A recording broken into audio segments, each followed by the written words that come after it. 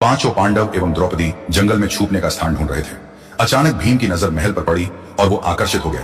भीम युधिष्ठिर से बोला, भैया मुझे महल देखना है। भाई ने कहा, जाओ। भीम महल के द्वार पर पहुंचा। वहां शनिदेव दरबान के रूप में खड़े थे।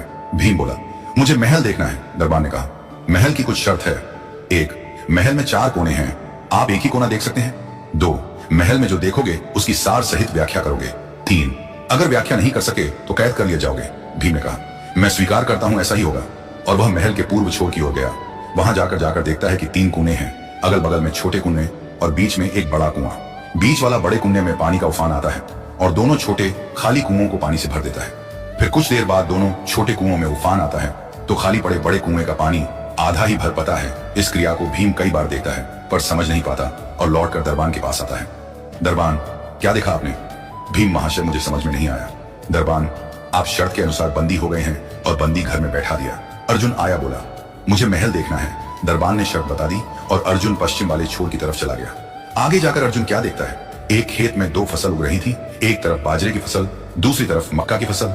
बाजरे के पौधे से मक्का निकल रही तथा मक्का के पौधे से बाजरी निकल रही। अजीब लगा, कुछ समझ नहीं आया, वापस द्वार पर आ गया। दरबान ने पूछा, क्या देखा? अर्जुन बोला, महाशय सब कुछ देखा पर बाजरा और मक्का की बात समझ में नहीं आई। दरबान ने कहा, शर्त के अनुसार आप बंदी हैं।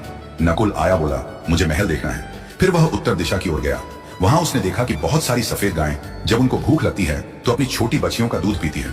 उसे कुछ समझ नहीं आया, द्वार पर आया। दरबान ने पूछा, क्या देखा? नकुल बोला, महाशय गाय बच्चियों का दूध पीती है। ये समझ नहीं आया, तब उसे भी बंदी बना लिया।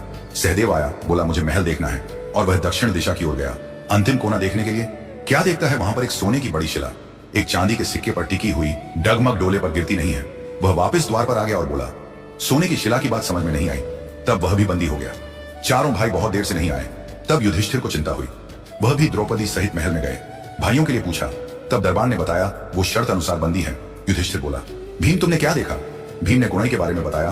तब युधिष्ठिर ने कहा, यह कलयुग में होने वाला है। एक बाप 2 बेटों का पेट तो भर देगा परंतु 2 बेटे मिलकर एक बाप का पेट नहीं भर पाएंगे। भीम को छोड़ दिया। अर्जुन से पूछा, तुमने क्या देखा? उसने फसल के बारे में बताया। युधिष्ठिर ने कहा, यह भी कलयुग में होने वाला है। वंश परिवर्तन अर्थात ब्राह्मण के घर शूद्र की लड़की और शूद्र के घर बनिए की लड़की ब्याही जाएंगी। अर्जुन भी छूट गया। नकुल से पूछा, तुमने क्या देखा? तब उसने गाय का वृतांत बताया। तब युधिष्ठिर ने कहा, कलयुग में माताएं अपनी बेटियों के घर में पलेंगी बेटी का दाना खाएंगी और बेटे सेवा नहीं करेंगे। तब नकुल भी छूट गया। सहदेव से पूछा, तुमने क्या देखा? उसने सोने की शिला का वृतांत बताया।